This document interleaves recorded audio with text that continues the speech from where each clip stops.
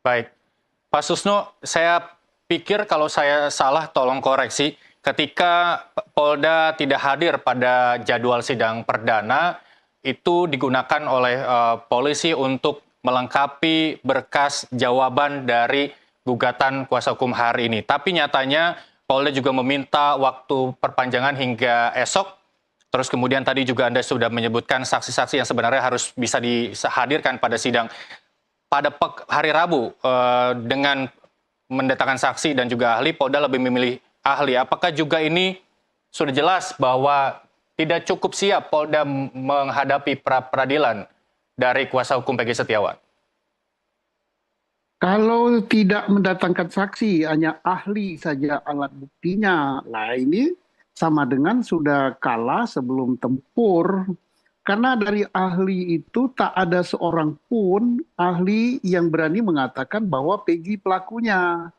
Paling misalnya ahli pidana, dia akan berkata apa pengertian bersama-sama, apa pengertian dengan kekerasan, apa pengertian malam hari, kan gitu saja. Tidak akan dia mengatakan, oh ya menurut keahlian saya di bidang pidana, pelakunya Peggy Setiawan ikut memukul di kepala. Itu ahli nujum yang begitu. Hmm. Nah, kalau ahli yang demikian ditampilkan, bukan didukung oleh ahli alat-alat bukti yang lain, nah ini sama dengan bunuh diri. Saya tidak setuju. Saya ini bagian dari Polri loh, masih digaji oleh Polri. Jangan sampai adik-adik saya mengajukannya gitu, memalukan. Malu saya, jangan dikira saya sudah pensiun, Pak Ugro sudah pensiun, nggak ada rasa malu lagi. Malu besar. Jadi saya berbicara begini, ini bentuk kecintaan saya sama polisi. Kami nggak pernah ngajarkan seperti itu, kami nggak pernah beri contoh seperti itu.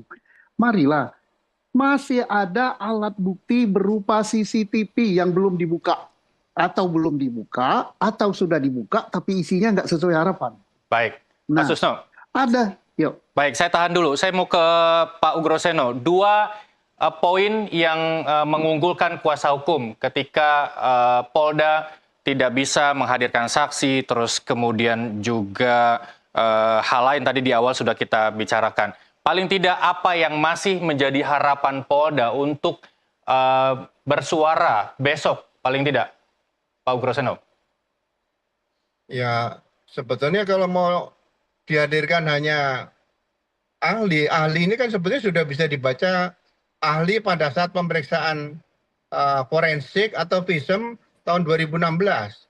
Kalau ahli yang baru sekarang dengan kasus Peggy setelah ditangkap dan ditahan, ini saya juga tidak tahu ahli apa yang akan dimajukan. Jadi sekali lagi, kalau ahli pidana sebetulnya di dunia tidak ada ahli pidana, ya kan? Yang ada di dunia itu adalah pakar pidana. Nah, kalau pakar pidana, polisi juga pakar pidana, Ya. jaksa juga pakar pidana di situ. Jadi sekali lagi kalau ada mendatangkan ahli pidana, sebenarnya ahli dengan saksi berbeda sesuai dengan alat bukti loh ya, pasal 184 keterangan saksi dan keterangan ahli itu berbeda jauh. Makanya saya bilang kalau mau didatangkan ahli ini, ahli kaitan alat bukti apa? Karena Pak Kapolri tahu melalui Pak Kapolri juga sampaikan, ini scientific crime investigation sudah sangat benar-benar sangat lemah. Jadi tidak ditemukan alat bukti yang signifikan. Contoh, ada indikasi misalnya Peggy yang melakukan, itu ada baju pasti berdarah. Kalau itu bisa disita, itu alat bukti yang sangat signifikan dan darahnya diperiksa bahwa itu darahnya nempel ada darahnya Eki atau mungkin darahnya Vina seperti itu. Ini contoh saja loh ya. Baik, baik. Melengkapi pernyataan Pak Ugroseno, Mas Reza, paling tidak ada sedikit harapan polisi untuk memperbaiki kegagalan yang Anda sebut tadi di awal. Terus terang, apa yang disampaikan oleh Pak Ugroseno barusan mengingatkan saya pada kasus Subang. Jadi saya ingin katakan tampaknya ada sejumlah hal yang mirip antara penanganan kasus Subang dan kasus Cirebon. Mulai dari perjalanan waktu yang sedemikian panjang sampai kemudian secara dramatis seolah-olah ada sebuah titik cerah dalam proses pengungkapan kasus. Dan yang kedua adalah sama-sama timpang terkait dengan kerja-kerja saintifik. Tidak dilakukan uji DNA menurut saya adalah kekeliruan yang amat sangat fatal dan tampaknya tidak akan bisa dikoreksi.